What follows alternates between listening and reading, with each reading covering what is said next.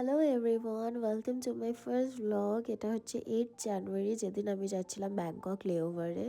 And I was really excited. 3টে sector operate করে রাতের বেলা ওই 11:30 নাগাদ ব্যাংকক পৌঁছে যাই। And this was our hotel which was really really pretty. And this was our room. খুব বড় ছিল রুমটা, ওয়াশরুমটাও খুব সুন্দর ছিল, অ্যান্ড ব্যালকনির ভিউটাও আরও ভালো ছিল। অনেক টায়ার্ড হয়ে যায় সেদিন রাতে, ঘুমিয়ে পড়ি। অ্যান্ড সকালবেলা উঠে এই ভিউটা জাস্ট দেখো ফ্রম আওয়ার ব্যালকনি। এনভায়রনমেন্টটা এত সুন্দর লাগছিল, একদম পিসফুল। দূরে পাখিদের আওয়াজ শুনতে পারছিলাম, and I could see people playing golf. এত সুন্দর একটা সকাল দেখে সত্যি খুব ফ্রেশ লাগছিল। আর সেদিন মোটামুটি পুরো দিনটাই আমাদের হাতে ছিল, and we decided to go out. And এরা হচ্ছে আমার colleagues, and this is me. আর সকালবেলা হোটেলটা ঠিক এরকম লাগছিল। এরপরে আমরা দৌড়ে দৌড়ে চলে যাই ব্রেকফাস্ট খেতে, because how can we miss complimentary breakfast, right?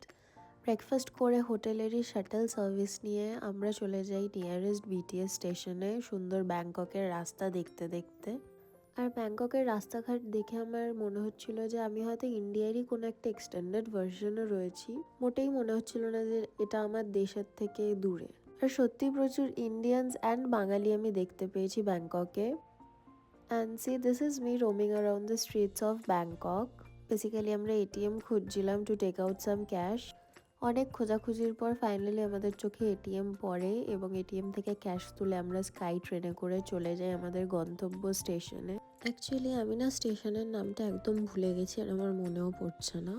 যাই হোক, ট্রেন থেকে নেমে আমাদের চোখে পড়ে এই সুন্দর এলভির স্টোরটা। Oh my god, just look at this. It was too good to be real. একদম এআই জেনারেটেড লাগছিল।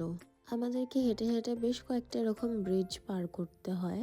ব্যাংককের একটা জিনিস আমাকে খুব অবাক করেছে, যেটা আমি ইন্ডিয়াতে একদমই দেখতে পাই না, সেটা হলো ট্রাফিকে কি সুন্দর গাড়িগুলো একটা লাইন ধরে দাঁড়িয়ে আছে। এটা ইন্ডিয়াতে তো একদমই দেখা যায় না। বাট সত্যি খুব ভালো লাগছিল এরকম ডিসিপ্লিন দেখে লোকেদের মধ্যে।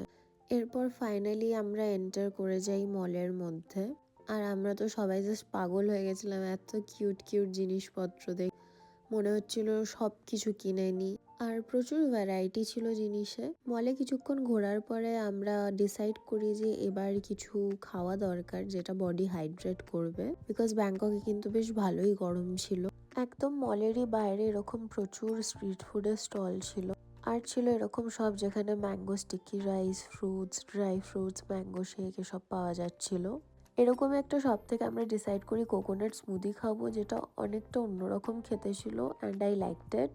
স্মুদি খেয়ে আগেন ব্যাক টু শপিং।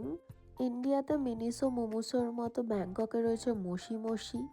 এখানের কালেকশন আমার বেশ ভালো লেগেছে, অনেক ভ্যারাইটি আছে জিনিসে, অলসো অ্যাফোর্ডেবল প্রাইস।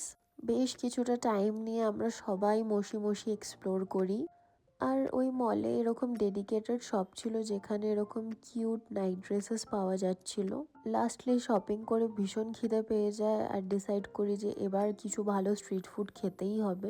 একটা ফুড স্টল দেখে আমরা বসে যাই খেতে। অ্যান্ড এই সব কটা স্ট্রিট ফুড স্টল ভীষণ হাইজেনিক, পরিষ্কার পরিচ্ছন্ন ছিল। And see this is what I ordered, shrimp fried rice and some fried chicken. তারপরে খাওয়া দাওয়া করে অলমোস্ট বিকেল হয়ে গেছিল। ব্যাস, তারপর আমরা হোটেলে চলে আসি, and this was my day in Bangkok.